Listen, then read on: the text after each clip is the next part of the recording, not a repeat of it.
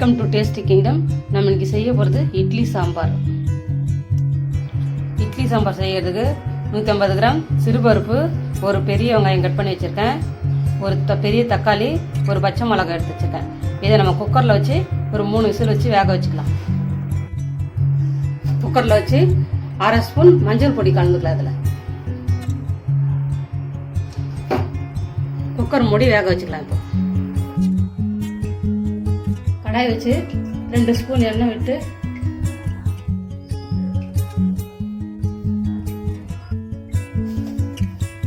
எண்ணெய் காஞ்சிடுச்சு. 1 ஸ்பூன் கடுகு சேர்த்துக்கலாம்.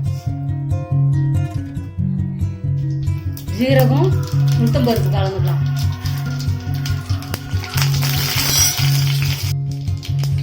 மூணு காஞ்ச மிளகாய் சேர்த்தா அது போட்டுக்கலாம்.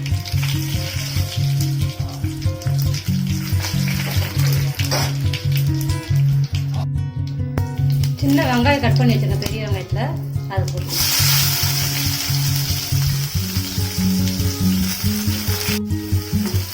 கொஞ்சம் நல்லா வதக்கிக்கலாம். கருவேப்பிலை ஒரு கொத்து போட்டுக்கலாம்.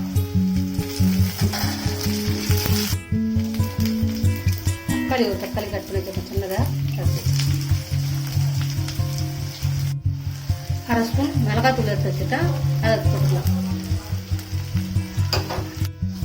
மசாலா கொஞ்சம் நல்லா வதங்கிட்டோம். மசாலா நல்லா வதங்கிடுச்சு.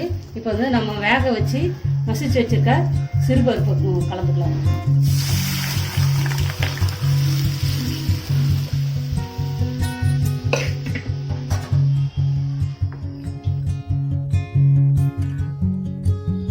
அரை ஸ்பூன் உப்பு சேர்த்துக்கலாம்.